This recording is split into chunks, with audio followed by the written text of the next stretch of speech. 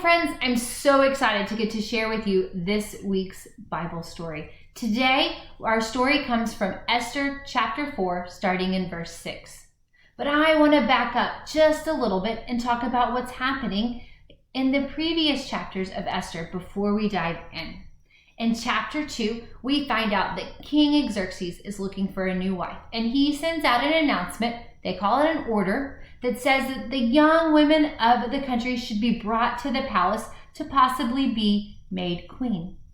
Esther is one of these young women that come to the palace, and they meet with the king's maids and servants, and they prepare to meet the king. Esther was a young lady who had been raised by her cousin Mordecai, and Mordecai had told Esther that she was going to go to the palace and possibly meet the king and maybe be chosen as queen. But one thing Esther was to remember, that she should not share her nationality or information about her family background. Now this is important because we find out in chapter 3 and in chapter 4 that this comes into play. Because remember, Esther was a Jew. Going on in chapter 2, we learn that Esther finds favor with the king's maids and servants and eventually with King Xerxes. And so King Xerxes chooses Esther to become his new wife and the queen. In chapter 3, we learn about a noble to the king named Haman. And Haman thought he was very important and he had a lot of power with the king. And so in chapter 3, we see where Haman makes people at the city gate and people that he comes in contact with bow down and pay honor to him. And this is where he comes in contact with Mordecai. And remember, Mordecai was Esther's cousin. Mordecai refused to bow down and honor Haman, and this made Haman mad. So Haman went to the king, King Xerxes, and said that they needed to destroy all of the Jews. Well, this would be a problem because Esther, remember, she's a Jew. And if the king ordered to kill all of the Jews, this would include Esther. Now, the king doesn't know that Esther's that she's a Jew because remember, Mordecai told her not to share that information. Mordecai finds out of Haman's plan to convince Xerxes to kill the Jews. And so Mordecai goes to some of Esther's servants and tells her of the plan. And this is where our story picks up. And in verse 6, we see that Mordecai was so upset that he went out into the open square in front of the king's gates and he told everything that had happened to him, exactly what Haman had done to him. And he also gave a copy of the order so that Esther could see that King Xerxes had called for the annihilation or the destroying of the Jews. The servant went back and reported all of this to Esther, just as Mordecai had told her to do.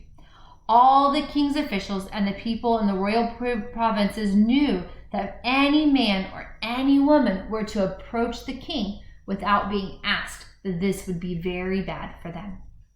But Esther needed to go to the king and beg for him to spare her people. So Esther reported back to Mordecai and said, I don't think I can do this because, if I go to the king and he doesn't call for me, this could be bad news for me. And Mordecai sent an answer back to Esther. And he said, do not think that because you are in the king's house, that you alone will escape the fate of the Jews. And let's look at that again. Mordecai told her, do not think that because you are in the king's house, you alone of all the Jews will escape. For if you remain silent at this time, relief and deliverance for all the Jews will rise from another place. But you and your father's family will perish. And who knows but that you have come to this royal position for such a time as this. So Mordecai tells Esther, you know what? You won't be saved, even though you are the queen. And somebody's going to save the Jews. And so maybe you were brought to this position of queen so that you can use your royal position to save the Jews. Esther then sent a reply to Mordecai and said, "Go and gather all the Jews who are in Susa." And she told them to fast for her. "Do not eat or drink anything for 3 days and 3 nights. I and my attendants will fast as well. When this is done, I will go to the king, and even though it is against the law, and if I perish, I will perish." So Esther said, "Okay, Mordecai, I'm going to do this. But first, gather all the Jews and have them fast with me. Do not eat or drink." And Esther did this too, so that they could pray, and she would be in preparation for her time to go meet the king. And at this point in time, Esther says, after this is done, I will go meet with the King Xerxes, even though I haven't been called on, and I will beg for the protection of my family and my people, the Jews. And she said, "You know what? And after I've done this, if I go to the king and he does not find favor with me, then I will perish." But she knows that she's doing what God has called her to do. One of my favorite verses, so I want to read it again.